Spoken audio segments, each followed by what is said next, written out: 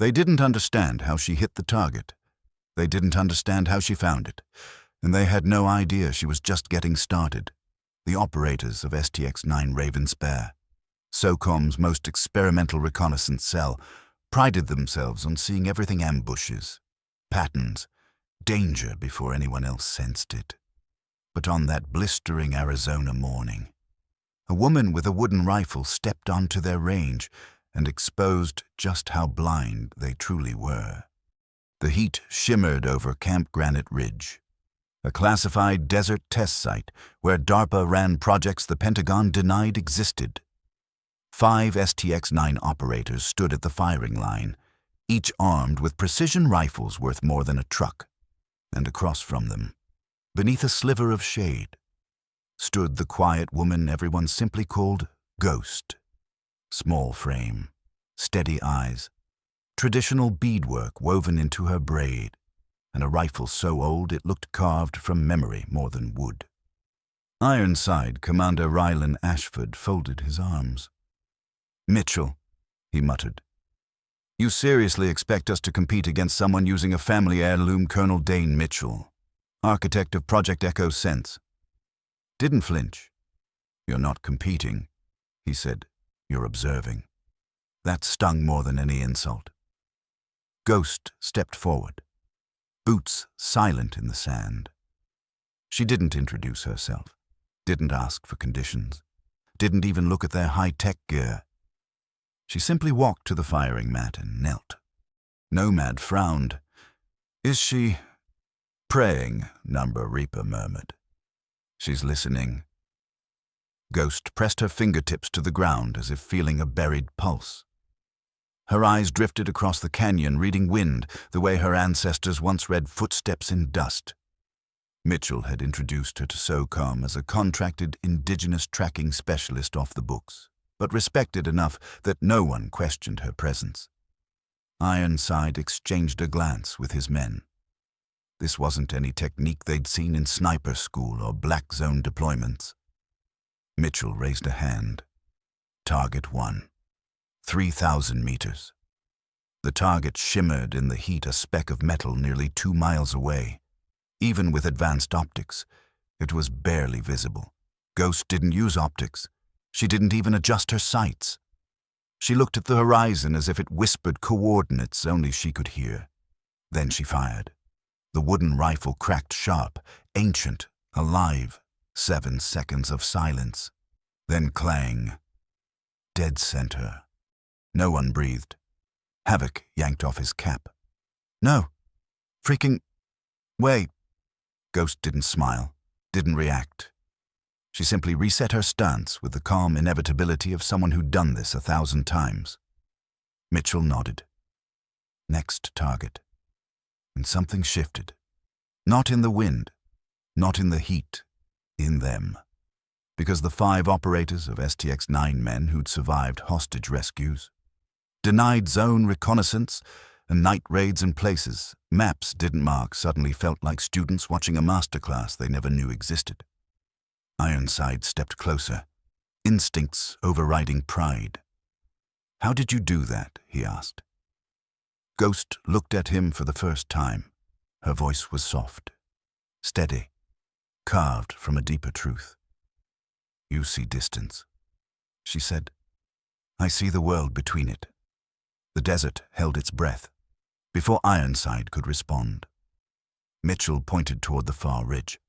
"New target," he said. "Further." They turned, and what they saw wasn't just far. It was beyond anything a human should hit. "Before you go tell me where you're watching from, I read every single one. And if you're new here, hit subscribe so you don't miss part 2, the shot no human should have made." The desert wind rose like a warning along. Low breath dragging across the canyon. 3,000 meters had already pushed the edge of modern ballistics. But the next target, a steel plate wedged against a canyon wall so distant it looked like a fleck of dust. 4,000 meters, 2.5 miles. Reaper checked his ballistic computer, disbelief tightening his voice. "It's outside the TAC 400's envelope." He muttered, "Drops insane. Drift's worse. It's impossible. Havoc finished. Ghost stepped toward the firing line before anyone else moved. No hesitation, no theatrics. She didn't touch her scope, didn't dial elevation, didn't take a sniper's textbook stance. She simply looked at the land. As if reading a map the rest of them were blind to. The heirloom stock hit a custom-forged barrel, an experimental Project Echo Sense build designed to honor traditional craftsmanship while pushing extreme-range physics. Ironside watched her, a strange unease rising in his chest. She wasn't calculating. She was converting wind, heat, echo, earth into something only she understood. Mitchell folded his arms. "Observe," he said quietly. "Not the shot. The process." Ghost knelt again, pressed her palm flat into the sand, closed her eyes. Her braids stirred in the faint breeze. The desert around her slowed as if time itself paused to listen. "What is she doing?" Nomad whispered. "She's reading the environment," Bishop said softly. "Not with tools, with memory."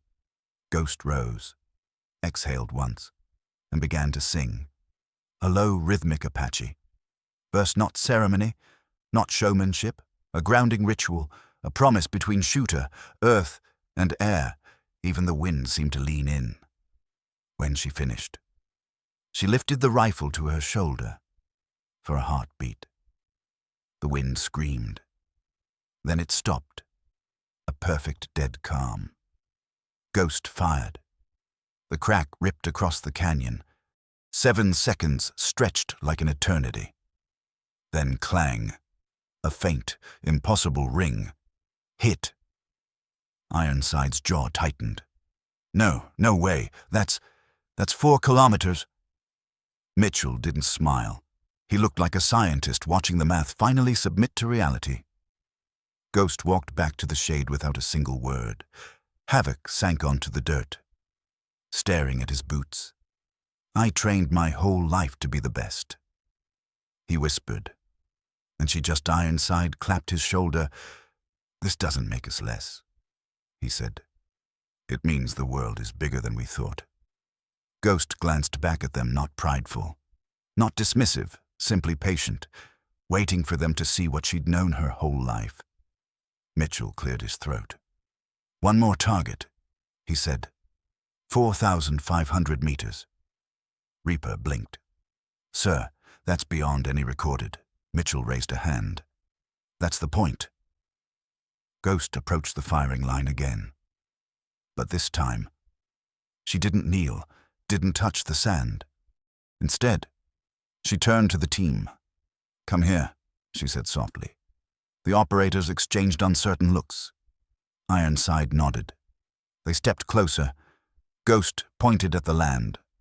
"What do you see, Rock?" "Brush. Elevation lines," Bishop said. Ghost shook her head gently. "You're naming things, not reading them." She walked them through it, the spiral of dust mid-level, the subtle tremor of a yucca plant, the shimmer of heat bending the horizon. The land wasn't a landscape. It was a language. They just never learned to read it. Ghost returned to the rifle. Something opened inside Ironside, a door he didn't know had been locked. Ghost fired. 9 seconds passed. Every operator held his breath. Then clang, center hit, further than logic. Training or doctrine said a human could reach. Mitchell exhaled. Theoretical limits, he said softly, just became suggestions. Ghost stood, dusted off her hands, and said, "Now we begin." The Arizona sun had barely cleared the ridgeline when Ghost led the operators of STX-9 into the open desert, far from the firing range, far from technology, far from anything familiar. Ironside wiped the sweat from his brow. "Where are we going?" Ghost didn't answer. She simply kept walking until the ground shifted beneath their boots from packed sand to softer earth, faintly vibrating. "Stop," she said. The team halted. Ghost faced them, arms loose at her sides. "You saw the shots," she said, Now you learn why they're possible. Havoc raised a brow. We're learning magic now. Numbra, Ghost replied. You're learning what you forgot. She knelt and pressed both palms against the earth. Do the same. Ironside hesitated, then mirrored her. The others followed. At first nothing, just heat, dirt, silence. Close your eyes. Ghost whispered, not to shut the world out, to let it in. The operators obeyed. Seconds passed, then Reaper's eyes snapped open. I felt something. What Bishop asked. A pulse, faint, like the desert breathing. Ghost nodded. The ground carries vibration, movement, wind, echo, heat. You've walked across 1,000 battlefields but never listened to them. Nomad frowned. How does this help us shoot at impossible distances? Ghost didn't lecture. She motioned for them to stand. Then she scooped a handful of sand, letting the grains fall through her fingers. What do you see? She asked. Sand, Havoc said. Wrong, Ghost said softly. This is wind language. She pointed toward the valley. Low grains fall first, telling you surface wind. The swirl in the middle distance. That's your mid-layer. The high clouds, they're your top layer. Reaper watched the drifting sand and finally understood. She's reading multi-layer wind, without instruments. Ghost nodded. Your equipment measures numbers. But the world speaks in patterns, and patterns don't lie. Ironside rubbed the back of his neck.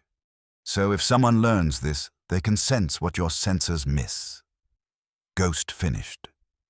The truth hung between them heavy, unsettling, and liberating all at once.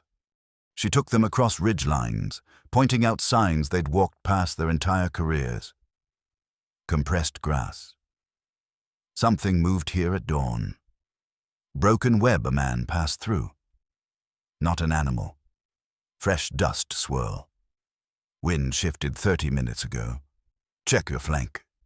Ironside felt his assumptions breaking apart piece by piece. This is overwhelming, he admitted. Ghost smiled faintly. Good. Growth starts after overwhelm. By late afternoon, they reached a canyon choke point. Ghost stopped again. Tonight, she said, you navigate in the dark. Havoc blinked. Without NVGs, without anything. Ironside folded his arms. You can't expect us to move blind. Ghost didn't argue. She walked into the mouth of the canyon and vanished into shadow. Follow, she called. They entered.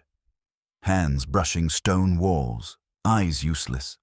The darkness was absolute, a kind of void that stripped away every comfort they'd ever trained with. Listen, Ghost's voice echoed. Not for threats, for the shape of the space. Reaper paused. The air changed slightly cooler. Canyon widens up ahead. He whispered. Good. Ghost said. A few steps later, Ironside spoke. Air pressure shifted. Narrow section next. Ghost smiled in the dark. You're learning. For 2 hours. She guided them through the labyrinth, not with light, but with sound, pressure, and the subtle imprint of moving air. By the time they emerged on the far side, dawn brushed the horizon. Bishop stared back at the canyon, breath unsteady. That felt like cheating nature. No, Ghost replied softly. It's joining it. Mitchell met them at the ridge. Arms crossed. Well, Ironside answered for all of them. She's rewiring how we see the world. Good, Mitchell said. Because in 12 days, you face SS and SISer in a competition designed to break you. Havoc exhaled sharply. Break us. How Mitchell looked at Ghost. Tell them. Ghost's eyes were calm, dangerously calm. You'll navigate 200 miles, she said. No GPS, no optics, no tech, only what you feel. Hear and read. Nomad swallowed. and the objective Ghost turned toward the rising sun. 3 hidden targets, she said. Placed where only someone who can read the earth can find them.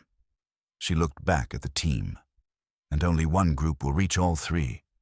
A long silence. Then Ironside spoke the words still hanging in everyone's mind. And what happens if we lose Ghost's answer was simple. Then everything I've taught you dies with you. The briefing room buzzed with tension long before the screens lit up. Operators from 3 nations, STX-9 Raven Spear, British Viper Squadron, and Australian Dingo Recon Troop filled the rows. Every man and woman in the room carried a resume of combat tours and impossible missions. But what none of them carried was what Ghost carried. Colonel Hartwell stepped forward, crisp uniform glowing under the projector lights. "Welcome to Exercise Red Desert," he announced.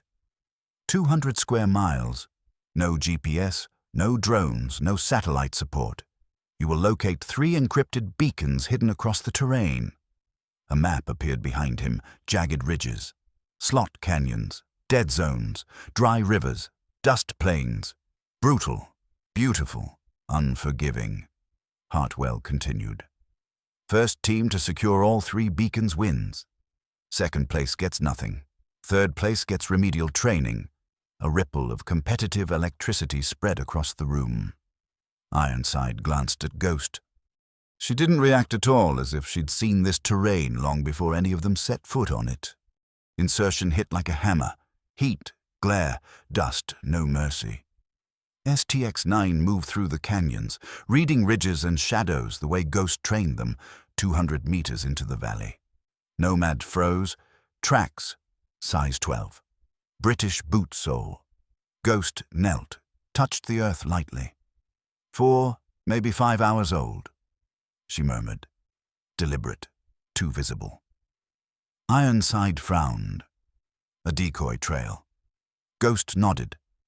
Viper Squadron doesn't leave footprints that pretty unless they want you to follow.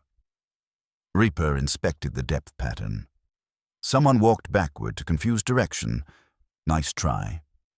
They followed Ghost instead, into the overgrown path no sane operator would have chosen. Hours later. Bishop spotted ravens circling above a narrow crevice. Ghost pointed. Feeders. Birds gather when something disturbs the land. Ironside climbed up and found it a metallic blink wedged 10 feet inside the rock wall. Beacon secured. He breathed. America on the board. But there was no celebration. Because this wasn't about winning yet. It was about surviving what came next. Temperature plummeted. Wind sharpened. Darkness swallowed the canyon. Most teams set camp. Ghost didn't. "We move," she said. Havoc blinked. In pitch black, that's when the desert speaks the loudest, with no NVGs, no lights, no tech. They advanced through the labyrinth of stone. Ghost led by sound, the echo of wind, the thrum of air pressure, the subtle changes in canyon acoustics. Reaper whispered behind her, "This feels like witchcraft." "No," Ghost murmured. "This is what your ancestors knew." Hours later. They found what Ghost was seeking, a sheltered alcove hidden under an overhang. Second beacon secured, but before Ironside could radio confirmation. The speaker crackled with another team's transmission. Viper Squadron. Second objective secured. A tie. The race tightened. The night pulsed with danger. Dawn bled across the desert like a slow explosion. Ironside scanned the terrain. Distant movement. Viper Squadron 2 ridgelines away. Radio chatter, Australian dingoes closing in from the south. 3 teams, 1 beacon. Ghost stood still, eyes on the mountain. Hartwell placed the final beacon himself. She said, "Think like him." Reaper nodded slowly. "High ground. Hard approach. Something that must be earned." Ghost pointed at the steepest face of the tallest peak. There. The ascent was brutal, loose rock. Jagged shale, sliding footholds. Havoc slipped twice. Nomad cut his palm open. Bishop nearly twisted an ankle. But they climbed. Across the ridge. Viper Squadron climbed two faster. Aggressive. Burning energy early. Steady. Ghost warned. The mountain punishes haste. Near the summit. The two teams locked eyes 50 meters apart. Scrambling toward the peak. Then Havoc spotted a narrow gap. "We jump," he said. One by one. They leaped across the chasm.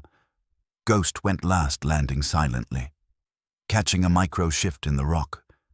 "Wait," she whispered. She crouched, brushing aside sand, revealing a tiny, natural pocket tucked beneath a ledge. Inside the final beacon. Ironside's breath left him in a single exhale. Team STX-9. Objective secured. For a moment. The mountain was silent. Then Colonel Hartwell's voice cut through the radio. STX-9 wins exercise Red Desert. Across the ridge. Viper Squadron stopped climbing. Captain Hollis shook his head, laughing breathlessly. "Well done, America." Ironside turned to Ghost. "How did you know where to look?" Ghost gazed at the stone beneath her hand. "The mountain tells you where it hides things, if you know how it thinks." And then, just as victory washed over the team, Ghost's expression changed. Not triumph, concern. "We're not done," she murmured. Ironside stiffened. "What do you mean we're not done? We just won." Ghost turned toward the horizon, toward something none of them saw yet. "No," she said quietly. "Now the real test begins." The debriefing hall felt colder than the open desert ever had. Colonel Hartwell stood before a panel of senior officers, but all eyes drifted again and again to the woman sitting alone at the far end of the table, the one who had just rewritten the rules of how modern warriors learn to fight. Ghost. Mitchell stood as the last slide faded from the screen. "Red Desert proves what we suspected," he said. "Technology gives us reach. But human senses, human intuition, that gives us survival." Ironside sat straighter. They weren't here to celebrate. They were here to decide what came next.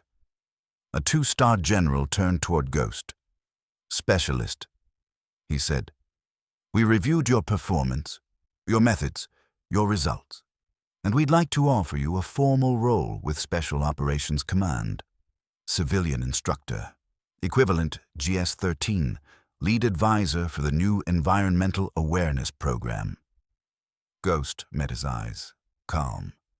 "Steady, I'll accept," she said. "On one condition." The general raised a brow. "Name it." Ghost folded her hands. "That this knowledge doesn't stay locked inside elite units. Every soldier, every young recruit deserves to learn how to see. Not just look, how to listen. Not just hear. This isn't a gift for the few. It's a responsibility for the many." There was a long silence. Then the general nodded. Approved. Mitchell exhaled. Just once a quiet victory no one else could hear. When the room emptied, the 5 operators of STX-9 gathered around Ghost. Havoc nudged her shoulder. "So you're stuck with us now." Ghost smirked. "I survived training you 5. Everyone else will be easy." They laughed, the exhausted. Relieved kind that only comes from shared hardship and earned respect. Ironside pulled Ghost aside. "You changed us," he said. "Not just how we shoot, how we move, how we think." Ghost studied him. "You were willing to learn. Warriors who stop learning die long before the battlefield kills them." Ironside nodded slowly because he knew that was true. 6 months later, at Fort Bragg, 60 special operators sat in a classroom as Ghost walked in to lead their first lesson. Many of them had seen her legend on training reports. Others believed only half of it. But when she asked a SEAL in the back row, simple questions, "What color are my eyes? What am I wearing? What did you miss when I walked in the room?" shifted. Because they realized immediately, she wasn't here to teach them how to shoot farther. She was here to teach them how to see more. Ironside stood in the doorway, arms folded, watching the same transformation he himself had gone through. Mitchell joined him. "Think they'll get it?" he asked. Ironside smiled. "They don't know it yet," he said. "But they've already started." Outside, the wind moved across the training compound, soft, steady, alive with meaning. Ghost stepped onto the range and breathed in the shifting air. "The world is always speaking," she said quietly. "Most people just never learn to listen, and that was the lesson she would give them, the one that would outlast bullets, gear, or terrain. The truth her ancestors carried across centuries: you don't conquer the land. You learn from it, and it will carry you farther than any weapon ever could."